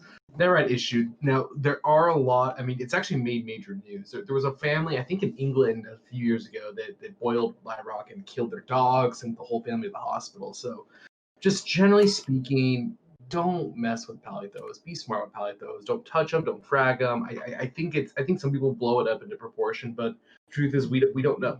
We don't know what they're capable of. So just PSA. Official stance from TCT on palytoxins is just don't be stupid. Don't be stupid. And God, I think you'll be okay. just be base. I think that's one of the big things with any of these kind of situations is just be cautious, be overly cautious. Sure, your friends may not think you're cool, but Don't be you like might take me. risks, Don't right? be like me doing dumb shit for YouTube videos. You know, just Yeah, just understand what the danger is and how it can And affect. I think the other official stance from TCT is if you keep palytoxins on hand in case you have an enemy they need to poison with no untraceably. This has been how to get arrested with TCT. No, it's how to not get arrested. How to not get arrested with TCT. Because people won't pick it up. I think Dude, I have 2 packages coming tomorrow with fish, and they're all gonna show up dead. I already know it. Oh God, I oh think fuck. one of the You need to things stop buying fish online, or please, guys. This is also official public stance from TCT. Bro, my LFS is Stop closed buying- right now. I'm gonna cry. I asked him if he could get me some thread fins, and he said they'd be $50 each. I'm not about to spend $50 on thread fin cardinals. That's like everything. They had pyramid butterflies for 120 at my fish. Yeah, you store. just Show me gotta the show a little invoice. patience. Coronavirus is really fucking my asshole, dude. I think one of just going back to what we were originally talking about, one of the reasons saltwater is so interesting is that it's so much less straightforward than freshwater. Mhm. Freshwater is more often than not very straightforward. I mean, at this point, I feel like there's not too much for me left to learn with freshwater. There's definitely things I don't know, but I mean, most of it's obscure taxonomy that is what. I think there's a lot more. I think there's a lot more variety in freshwater. When you really start getting into the nitty gritty, the very nerdy stuff, I feel like there's a lot more we still haven't found in freshwater. I think the supply chains of saltwater, lead to actually a very limited amount of fish that can come in. Absolutely, but Especially with COVID, especially with a lot of laws and places they were collecting, weren't. I mean, they opened up a collection site in Kenya, and some fish like the gem tang, Gennadian tang, went from $3,000 to $500 in the span of a few months. So you see that, but it's very site specific. It's very seasonal. and it's also, but one of what I was kind of saying was just that the actual aquatic systems are a lot simpler. They're not. I wouldn't say easy, but Are you kidding me? I'd say a reef tank is easier than a heavy. I would say a soft coral reef tank is easier than a planet tank any day of the week. A high-tech planet tank. High-tech planet tank, yeah. Well, I would also say so. there's one very big barrier to entry that not a lot of people getting the hobby realize. Probably one of the most important things to a saltwater aquarium. I used to call it when I worked in the fish store. I used to call it the secret sauce of a reef tank. What is it, like RODI water? Deionized water, exactly. Yeah. Is that if you're the kind of person that mixes your own salt, I'm not one of those people, but I have been. Whenever you top off, you have to use lab grade deionized water. You either have to have a unit for it, which is a pain in the butt, or you have to have a source. Yeah, a consistent source for RODI. I have an RODI. It's not hooked up. I get my water from the fish store because it's an excuse to go to the fish store and say hi to all my fish bros. But I asked you if I could buy that one off of you, and you said, actually, I'm going to keep it because of Corona, and then you're still not using it. I'm kind of upset now. do you want it? I'll sell it to you. I don't need it anymore because that was like in March, man. That was like when shit was blowing up. So I kind of was like, I'm just gonna. Yeah, I need another RODI unit. extremely regret it after I sold it because It's now, okay. especially during Corona, I can't even get water, and I'm gonna kill myself. I took this RODI unit down in 2012, and it still has water in it. Just so you know. Okay, I don't want it anymore. Never It's mind. probably You gonna can smell keep that. pretty strange. I don't want to even change out the filters. You can deal with that. Oh yeah, no. You're basically buying a housing. All the filters have got to be toast by now. But it's it's a standard 5-stage. I Has a mean, drinking water manifold. It's a decent unit. But going back to it is what people don't realize, and I mean it's common sense to us, but when you have it's kind of more to it than just RDIs. But when you have water, water evaporates, and only pure H2O leaves the system. So when as your water level drops, the salt, which is most, prevalent thing, sodium chloride, it starts compounding it. So as your water level drops, and saltwater tanks evaporate pretty quickly because the water's so warm, the salt starts getting saltier and saltier and saltier. And I've seen too many rookies do this. It's like, all right, it's a saltwater tank. Salt water evaporates. I'm going to top up the salt water. But what's Oh happening? yeah, no, not like You're this. compounding the salinity. And I did it when I was like 13 or 14, and I killed a bunch of fish. I feel like a lot of people have done it, so I just want to talk about it. Add fresh water for your evaporation. It seems like common sense, but I screwed up when I was a kid. The A lot of salt people stays, do. the water doesn't. Yeah, and it gets saltier fast. So one of the most easy ways to, because it's probably one of the biggest day-to-day chores with having a saltwater tank is topping off for evaporation. So one of the handiest pieces of equipment to have is an auto top off. It uses either it usually uses 2 float switches, or the nicer ones use like a little infrared sensor. But when it trips both the switches, they have a fail safe in case a snail crawls on one, which also happens if you buy a crappy top off or try to build your own. Is it basically just puts a little squirt of fresh water in every couple times a day, and then you just have to refill the reservoir once a week. So having an auto top off is probably one of the handiest. It's not critical by no means, but it's definitely If critical. you're gonna upgrade something in your tank and you don't have an auto top off, that's the first thing you should get, in my opinion. Yeah. ATOs, Tunzi makes a great one. My Tunzi osmolator just conked out after like 15 years. Yeah, they last forever. It actually still works, but it's leaking voltage, and I might even just plug it in and see if it just like decide to just get over itself. But yeah, that's a big one. It's just staying on top of your salinity and staying on top of your top off. And because only pure H2O leaves an aquarium through evaporation, all the silica, phosphates, all the dissolved carbonate, all the dissolved calcium, it stays in there. So using pure H2O, and deionization is the only real way to get pretty much 99.99% pure H2O. Distillation is another way, but there's a lot of arguments that the copper pipes they use for distillation isn't good because copper is very toxic to inverts in even small amounts. Deionize is the way to go. It's a lot easier to deionize water in a home than distill water in a home. It's a much more manageable system for everybody. But deionized water having a consistent source, not just reverse osmosis, not just filtered water. It has to be reverse osmosis with subsequent deionization. Rody unit. Critical for salt water. It is, if you don't have a source of RODI, don't do salt water. If you have a source of RODI, you can find yourself some good live rock. Salt water is an absolute cakewalk, and you will have a blast doing it. I guarantee it. My biggest, this is the last thing on my little tangent, let someone else talk. My biggest philosophy with aquariums is you own the tank doesn't owe you. If you're always struggling, if you're always testing, if you're always like afraid to travel and go and do things because you have this obligation that's your aquarium, it's not fun, man. Tanks are supposed to be this cool thing, and I mean I'm always messing with my tanks because I find joy in it, but a lot of people just want a pretty aquarium. They want to challenge themselves with reef tanks, but they have kids, they have families, they travel for work. I mean I travel for work, and if the aquarium becomes that much of a burden in your life, it's not worth it, man. Like my tanks aren't a burden. I can leave my tanks alone for a week. I gotta hook up the ATO again, but I can leave my tanks alone for a week and they'll be fine, and I'm cool with that.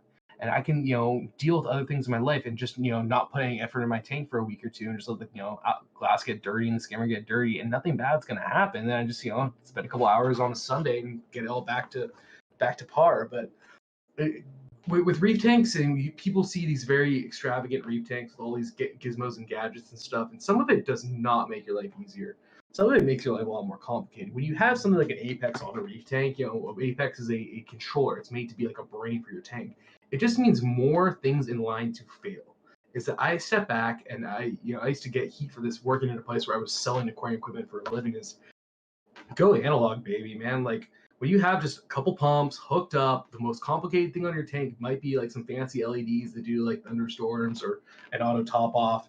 Like the threshold for failure always seemed to be a lot lower than having like a dosing pump fail and empty entire thing in of solved calcium in your tank, or getting these software errors that you don't know how to troubleshoot right away. And to actually just have like a very simple but efficient tank is the way to go. And I feel like a lot of reefers, just like a lot of reefers got away from traditional white lights, or a lot of reefers got away from these very biologically active tanks to try and create these sterile tanks. But a lot of people just do fixate on a lot of this gadgetry, and that's great. But for me, it does seem to be too much. And we're in a renaissance too. Like we just came out with like Apex Tridents. I'm sure every other aquarium GHL. I mean, we're in the days of robo testers and robo dosers, where you literally have your water feed through a little brain and it tests your water and adds how much water, how much calcium your tank needs. Like it's there. The technology's there, and hopefully it gets better. But right now, it's just too much. People play with it just because it's a shiny new toy, but it's crazy. I think it's almost too crazy what some of the stuff can do. Would you recommend putting calcium hydroxide in your tank at random quantity? Like as also known as Kalkwasser. Yeah, the problem with the problem with Kalkwasser, it's a very Kalkwasser is good and it's bad. So first off, Kalkwasser is caustic as fuck. It has like a pH of 14. So the potential for it to just completely annihilate your water chemistry is very high. But Kalkwasser and calcium hydroxide is very, very cheap. I know reefers out there that have 1,000 to 20,000 gallon reef tanks. Like Joe Yaulo is someone I've talked to a few times. I've been, he's shown me around his beautiful, beautiful, beautiful tank. And he uses Kalkwasser because it's the most efficient. I think he does have a more traditional, CO2 injected calcium reactor, but he basically said Kalkwasser is the only way I can efficiently dose this much water without like going broke and going insane. The problem with Kalkwasser though is it doesn't truly dissolve in salt water. It's just too caustic. So in order for it to work, it needs to be in a cylinder with a magnetic stir, because if you put a pump in there, the pump will just completely harden from the caustic water. So you kind of have like a cylinder. The way people do it is they have it usually hooked up to an RODI unit because it dissolves better in RODI, and they have like a magnetic stir, like a big stick that kind of keeps it solubilized. And I don't think I've never seen it actually get like completely clear. And then it just dribbles in with your evaporative supply. So but again, when you're doing that, you're doing like an auto top off system, you can't control it very well. I've dosed it on the 1200 gallon prop system, and it works pretty well. In fact, I'd probably get more into it if I had a bigger reef tank, but I like 2-part better personally. Two-part works for a lot of people, but 2-part also gets very expensive, and it's a very inefficient way to dose. For me, I like traditional CO2 injected calcium reactors. I find them something about the way they just, you're taking a coral skeleton and you're melting that coral skeleton back into its raw materials. I think it's like live rock. It's just something about the fact that you're using like the essential salts, the essential building blocks of the reef to keep your parameters afloat seems to be better. I mean, with 2-part dosing, because you're doing like a calcium chloride, calcium sulfate, I believe, kind of cocktail, is that there's a lot of research that's been done. It's what the Balling system is that you're kind of creating these weird ionic imbalances because you're only using one type of calcium. There might be 20 kinds of calcium in salt water. We don't know.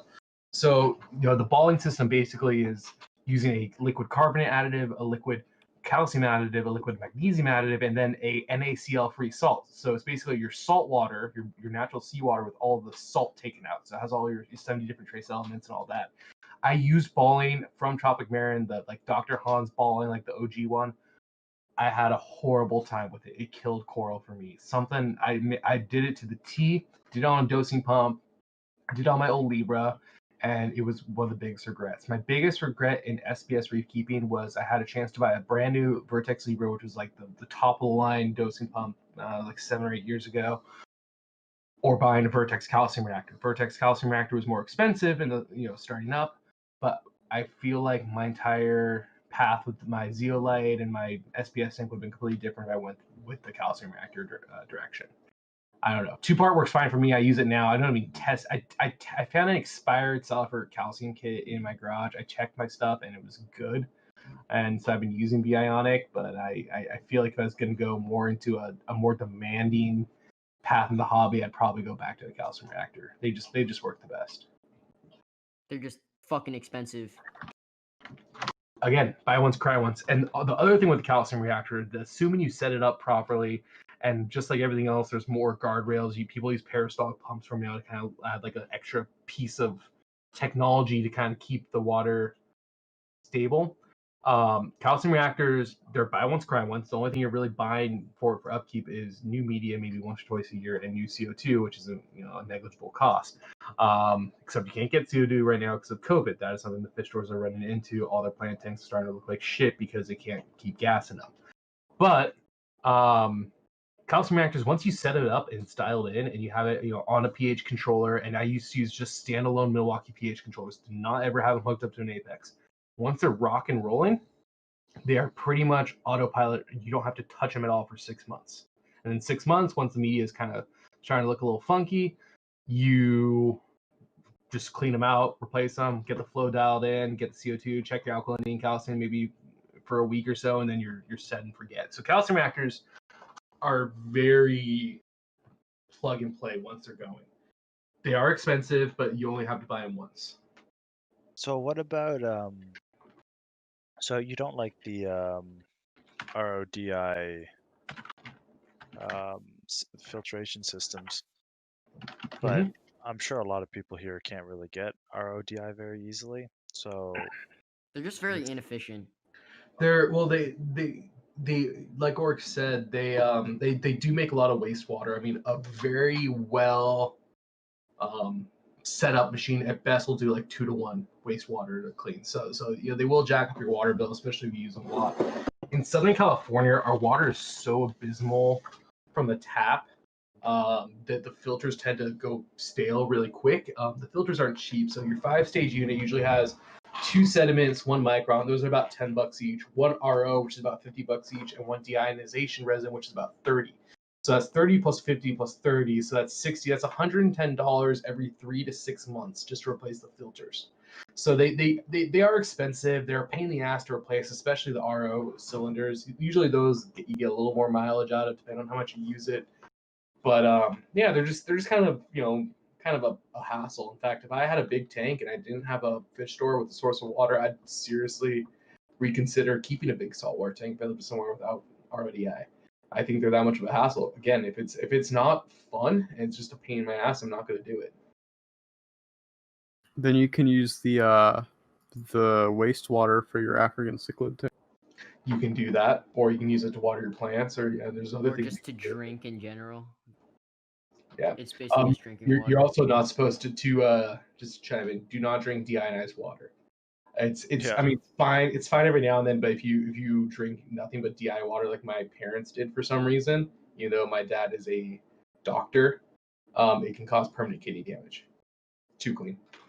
Yeah. I distilled water is another option I see a lot of people using. I know it's generally more available, but it's less good for a reef tank. With distillation, it's hard to distill water in a home setting, so I think that's why people kind of gravitate towards the RODIs. Is they're much easier to service and hook up. Also, a lot of kind of like I said, a lot of distillation uses copper plumbing, and that's definitely not good for saltwater. Right. At least that's what I was always told, because I used to get that all the time. Well, I can get distilled water. I'm like, well, I mean, if they use copper tubes, we really don't. Copper is a very hard thing to get out of salt water once it's in it. Once it gets in your rock, the rock's totaled. And bringing into weird deep fish blizzard stuff, I used to do concentrated copper dosing for my acros to try to get them to all bail out their zoos and bellies so they'd be like super pastel. But that's a different conversation for a different day. That's fucking edgy as fuck. Yeah. That's Zeovit for you, man. That's a Zeospur. It's basically a liquid copper additive. Yeah, so I might. You know, I was talking to Spiritual earlier, like a long time ago, about how edgy it was for you to do Zeovit. I don't know. Zeovit's just way too much for me, at least. Some big shit right there. Yeah, so I guess you just gotta stop by your local fish store, or if you're lucky and have a grocery store with RODI water, and just stock up. Yeah, and there's like a lot of there's like water stores in a lot of places that just have different water filters. For me, my fish store, I go, I get about 40, 50 gallons in jugs. I literally back my truck up to their roll up. Well, their process is a little different because of COVID, but I literally just grab their hose. I just fill all the jugs up. I work there, so they don't really charge me. Plus, I give them a bunch of free beer for my work. So I kind of have like a pipeline going with them. But it's just something I do it maybe once every 2 weeks. It's not like an inconvenient thing at all. Well, I'm in a condo, so I don't want to be dragging 40, 50 gallons of Oh water. no, up but the you're gonna have a stairs. smaller tank, so Yeah, you'd be for getting sure. like maybe 5-10 gallons, Well, maybe when like every 2 weeks. I lived in apartments, I've always had a pickup truck or pickup truck, so I just always keep the jugs in the back of my truck. I don't know, that's just what I always did if I didn't want to keep them. I usually have like one or two in my apartment, but I usually just keep them all in my truck. Never Yeah. an issue. But you should get a truck because if you don't have a truck, you're not a real man. I don't have a truck. I'll hand over my manhood right now. I mean, he lives in Canada. Like, what do you expect? That's true. Most people in Canada have trucks. Trucks are more No, I common thought they here. rode. I thought they rode mooses. Nice. Bro, you What's playing me plural like for that? moose? Nice. Playing me like that? I may drop the A once in a while, man, but I don't fucking meese. I mean, I can confirm that when I went to Canada, I didn't see a single truck, but I saw dozens of meese around the highway. Well, you went to BC. BC You is have to the go best to- part of Canada. I don't know what you're on. Yeah, BC stands for Best Canada. Oh, you're right. No, you've I thought it stood for living in beta cuts. Ontario. you've only went BC to stands big for best city Canada. areas. I got a story. Oh, let's go. Okay, ton of I meat. got this was so I mentioned this earlier because I wanted to tell this story because it goes with some of our previous podcasts. So, Funk, you're a fellow patrician and you love blackwater diving and everything about it, right? Well, I've never done it, but I really But want to. yeah, you love Yeah. this. I mean, basically, for those who don't know, blackwater diving is basically when you go to places like Hawaii and Thailand. They'll take you out later at night, usually around like 10 or 11, and you'll be beneath the boat, usually attached to the boat by some mechanism. We're attached by the boat to the boat by something. Fuck that. Usually they'll attach you to the boat. You Because, you won't be able to tell which way is up and which way is down. yeah. So they want to make sure that you don't die, which is good. Which is good. But then they'll shine a light, and a lot of these deep water creatures will come up a little bit, and you'll get to see them. And you in Hawaii, you'll see like stuff like manta rays, a lot of like glass squids, and jellyfish. Tinophores. Manta is no just- longer a valid genus. They're mobula now. Okay. Mobula rays. Please use the correct taxonomy. No. They're No, manta rays. they're manta rays. But you'll see a lot of crazy things with these blackwater dives. So a friend of mine Spooky. was doing blackwater dives in Hawaii, and he was going with a guy he had known for a long time, and they had just been casually talking afterwards. He said the blackwater diving was amazing, by the way. He didn't see any mantas, but he saw tons of crazy jellyfish and just insane stuff. And so he was talking to the guy who did the boat. He was one of the big. He did a lot of the scuba agencies and stuff there. And he asked like, "Have you ever had an incident with people getting lost during blackwater dives or stuff like that?" And he said, "Never had an incident with that, but he did have one person get attacked during a blackwater dive."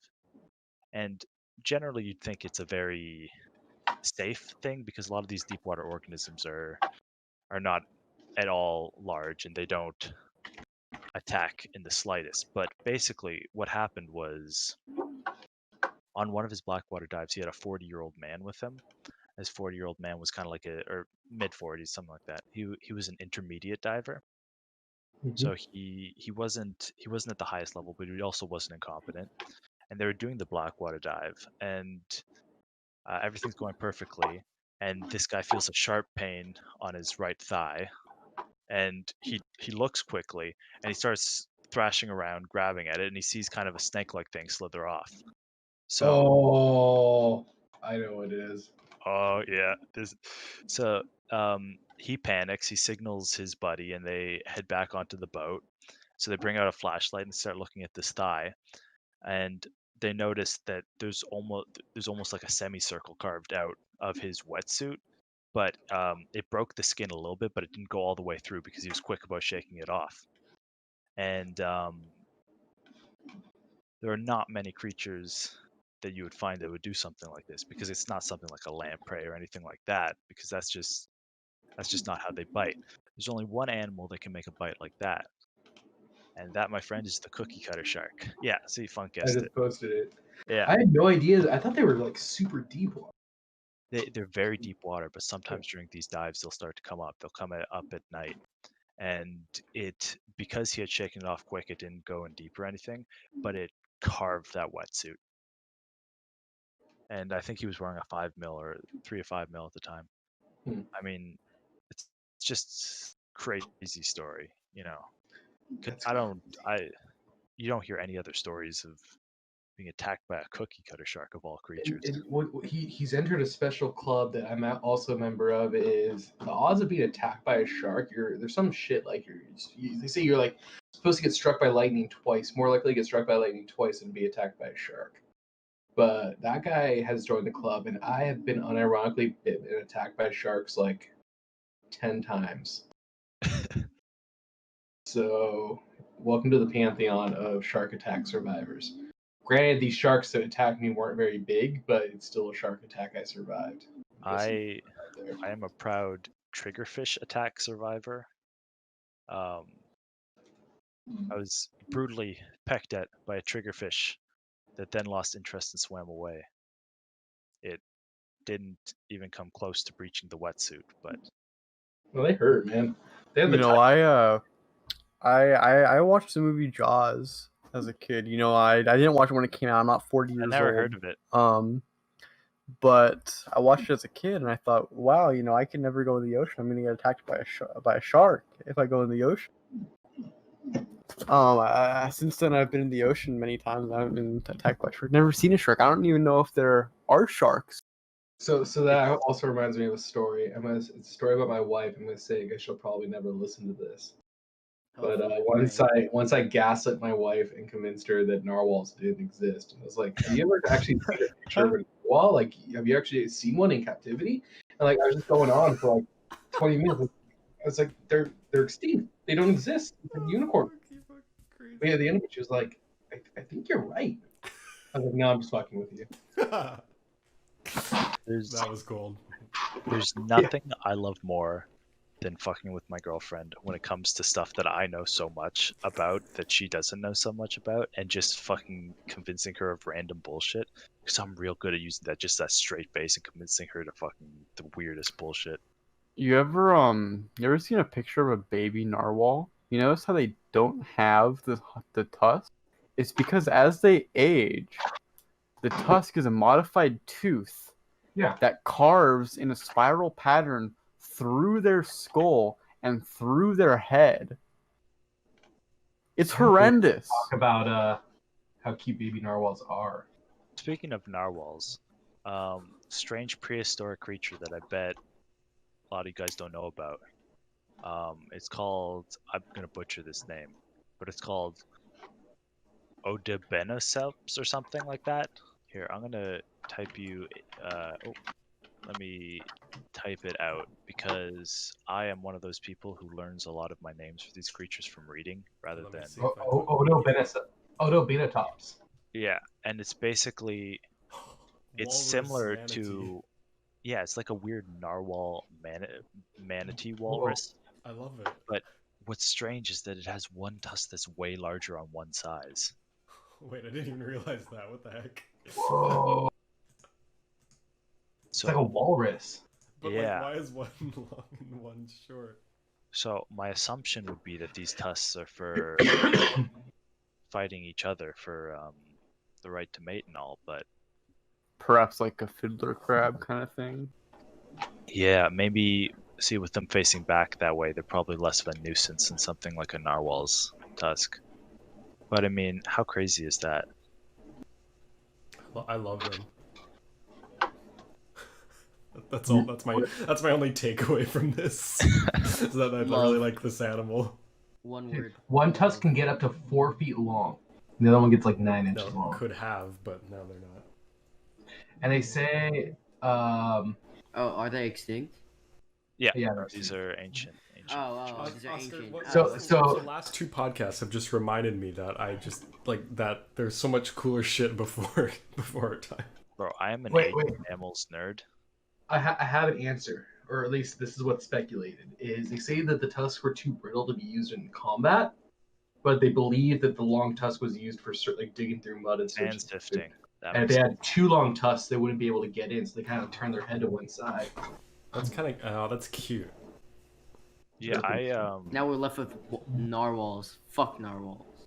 Fuck narwhals. All This my just homies looks like hate narwhals. this creature just got tired of existing and then split in half, and what was left was a walrus and a manatee. I'm very good at science, right? That's biology.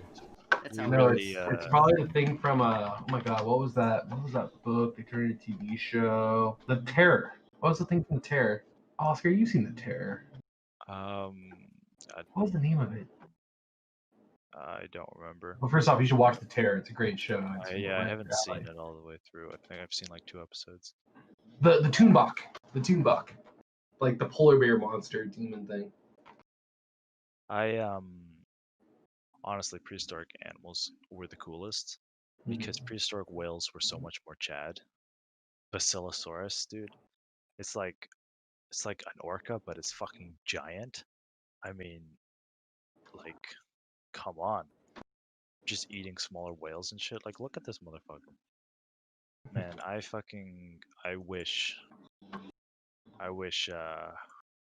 mammals were this Chad today. Now all these mammals do is eat McDonald's and make milk. We have sperm whales. Sperm whales are pretty sweet. I don't know what you're talking Sperm about. We whales are just killed awesome. them all off. We kill off all the cool ones. We do. All I whales like- born after 1976 can't cook. All they know is slap fin, breach. I can't think of enough jokes to finish this bit, but Didn't we ended the last podcast? We talked about which Pokemons that we thought were the best. What's a fun way to end this podcast, Brendan? Can we talk about what I was just gonna quickly throw in our fun video game fact in that in Minecraft there are a bunch of saltwater tropical fish.